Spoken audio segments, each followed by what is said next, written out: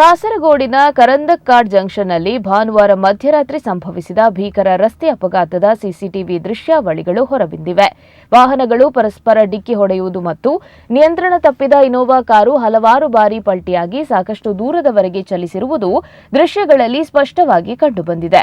ಮದೂರು ಭಾಗದಿಂದ ಬಂದ ಕಾರನ್ನ ತಪ್ಪಿಸಲು ಯತ್ನಿಸಿದಾಗ ಮಂಗಳೂರು ಕಡೆಯಿಂದ ಬಂದ ಇನೋವಾ ಕಾರು ನಿಯಂತ್ರಣ ತಪ್ಪಿ ಸುಮಾರು 300 ಮೀಟರ್ಗಳಷ್ಟು ದೂರ ತಲೆಕೆಳಗಾಗಿ ಉರುಳಿ ಈ ಭೀಕರ ಅಪಘಾತ ಸಂಭವಿಸಿದೆ. ಅಪಘಾತದ ತೀವ್ರತೆ ಹೆಚ್ಚಾಗಿದ್ರೂ ಅದೃಷ್ಟವಶಾತ್ ಏರ್ ಬ್ಯಾಗ್ ಇದ್ದ ಕಾರಣ ಪ್ರಯಾಣಿಕರು ಪ್ರಾಣಾಪಾಯದಿಂದ ಪಾರಾಗಿದ್ದಾರೆ.